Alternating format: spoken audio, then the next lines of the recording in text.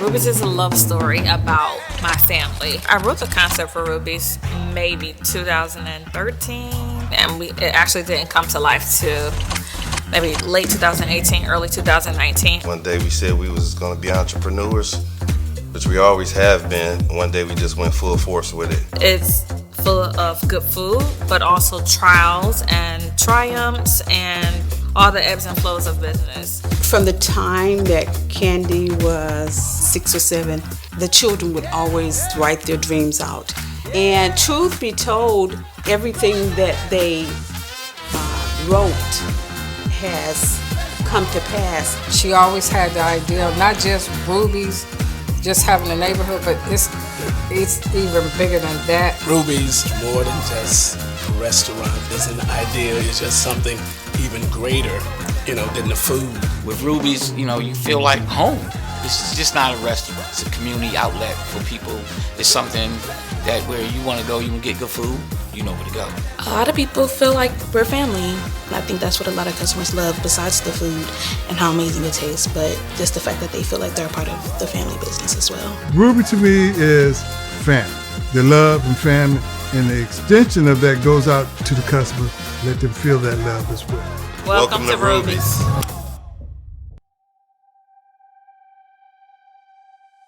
So Ruby was my grandmother. She was born in South Carolina, and she eventually moved to DC. And just growing up, I always knew, that was like the family thing. You look just like Ruby, you look just like your grandmother. And I really just grew up in a house and with a family where big dinners were kind of what always happened. So my father and my mother were like the ultimate host.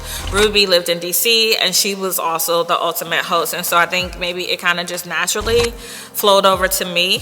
I personally think my mother saw a gift very, very early. And so she was like, you're going to go to etiquette school and you're going to go to culinary school. And so here I am later in life, and it ultimately paid off. Ruby was an exceptional woman within her own right. She worked a full-time job while raising all boys. She maintained a business. She could cook. So she was just a phenomenal woman even during those times. Ruby would be glad, and so would Robert, Candy's dad, because they enjoyed cooking. I still have pictures of my father cooking these huge spreads, and it would be not just for our family but for our neighbors. And so even when he passed, we did the same thing. My mom would still feed the neighbors on our old street or different people. On Sundays, it was a big table. There was a whole lot of people that was invited. There wasn't even family. It could have been the next door neighbor. It could have been the lady on the street. I remember once my mother invited the police officers in to eat.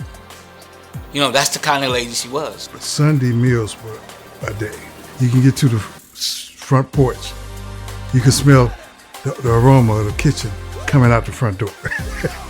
It was always something going on in the kitchen. I believe this is something that my grandmother and my father wanted to always do, is to open up a business. Candy is a representation of Ruby. You can see a lot of Ruby in Candy. I'm very proud.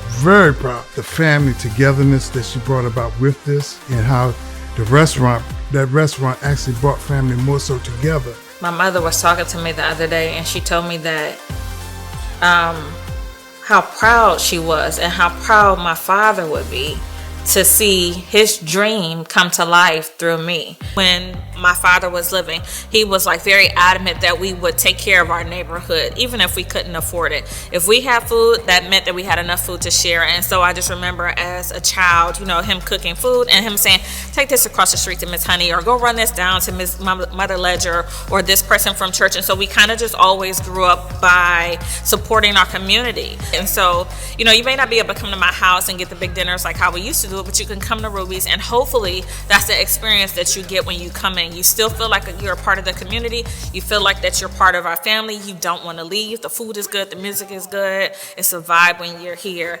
And I hope that, us moving into this new space, that we're able to express that a bit more than we were in our last location. I hope that our guests feel a connection to us and to the business, that we value them and that they can also value us.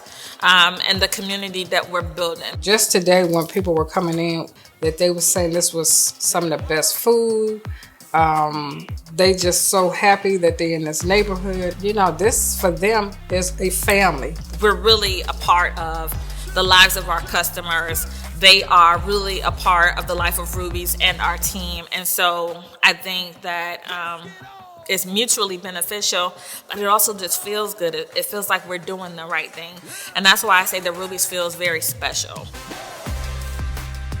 I've been coming here for about 4 years. I've been coming to Ruby's for about 4 years now. I was looking for somewhere with some good Southern soul food. I stumbled across Ruby, which was really close in proximity to where we live at, and we moved away and I still come back. The food is authentic. It's really good. But once you taste the food, you'll be coming back. The service, the food, that's what keeps me coming back. It feels good to have returning customers, right? Because people can go and get food anywhere. They don't have to come to Ruby's.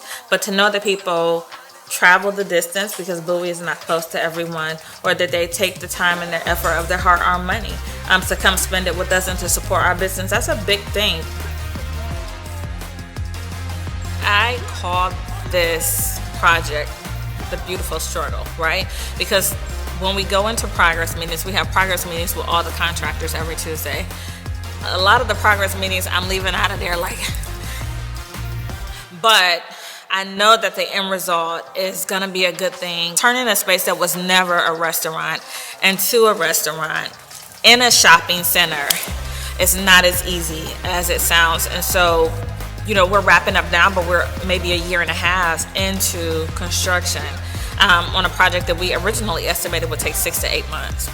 But at the end of the day, I think I really just have to look at it as a learning lesson, what to do and what not to do moving forward. I'm really excited about this location. We'll be able to seat 60. We have a small space that we'll be able to do private events in, and we'll be able to hang out with our folks, right? I'm saying our folks because, you know, everybody is like family to us. And so I'm excited about the opportunity to be able to do, you know, more one-on-one with our guests than we were able to do when they were kind of in and out the door. We have events lined up for the year for the entire community. I'm talking everything from full-blown family reunions for the community, so not like our own personal family reunion, but a community family reunion, right? You know, game nights here in the building, to private events, to, I mean, there's just so much that we have planned, and I'm really just excited to share kind of what it's like to be in my family with the community at a different level. If that works out, I just think that that is the start, that we're on to something really special once we get in and get open. We can't wait to hang out with you all in our new location.